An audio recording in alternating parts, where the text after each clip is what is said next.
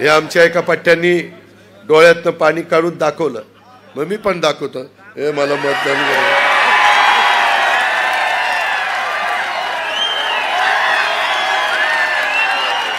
अरे काय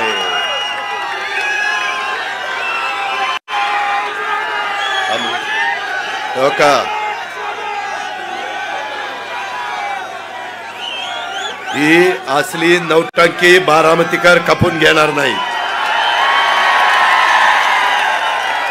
तुम्ही काम दाखवा, तुमचं खणखणीत नाणं दाखवा. ठीक आहे, हे झालं रडीचा डाव.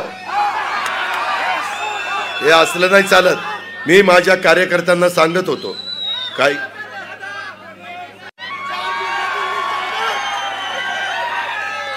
मी तुम्हाला सगळ्यांना सांगत होतो की काही जण ते करणार. अरे यांना जिल्हा परिषदेची तिकीट मी दिली, गळ्याच्यान खोटं बोलत नाही. साहेबांनी सांगितलं अजिबात देऊ नको, मी साहेबाचं ऐकलं नाही, त्याला तिकीट दिलं.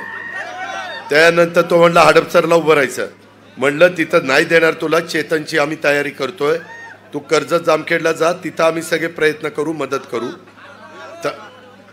थांब रे.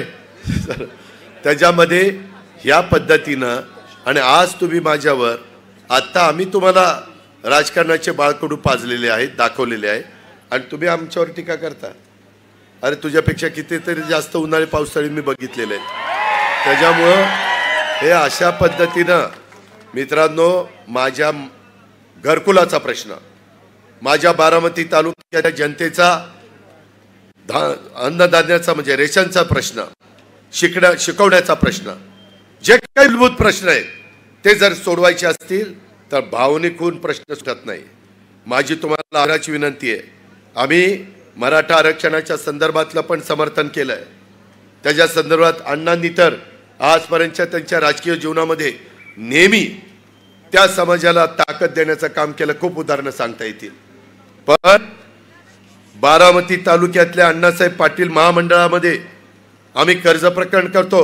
बारामती बँक, पुणे जिल्हा मध्यवर्ती सहकारी बँक, मी तिथं आता नाही आहे, पण रणजित तावरे, त्याच्या संदर्भात संभाजी होळकर, दत्तात्रय येळे, आमचा दिगंबर दुर्गाडे, आमचा सुनील चांदेरे, हे सगळे तिथं प्रकरण करतात.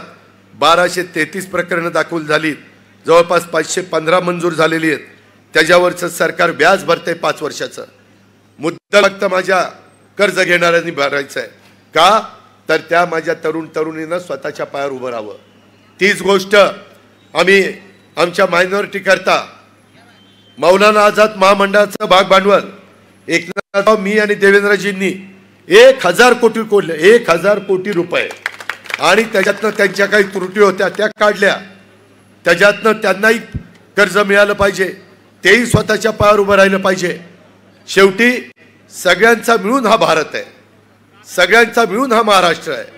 18 पगड जाती 12 बलुतेदारांना घेऊन छत्रपती शिवाजी महाराजांनी हिंदवी स्वराज्याची स्थापना केलेली आहे, आणि तो इतिहास आमच्याकडे, त्या पद्धतीने आम्ही पुढे चाललेलो आहे. ह्या प्रकारे आम्हाला कुणालाही वडीलधाऱ्यांचा अवमान करायचा नाही, अनादर करायचा नाही. प्रत्येकाच्या घरातले वडीलधारी हे वडिला समान असतात, त्याबद्दल देखील आम्ही नतमस्तक होऊ. पण एकंदरीत काम करत असताना आम्हाला जर देशाचे पंतप्रधान भारताला पुढे नेण्याचा प्रयत्न करतायत, विकासाला पुढे नेण्याचा प्रयत्न करतायत, त्यावेळेस आपण का विकासाला हातभार लावायचा नाही?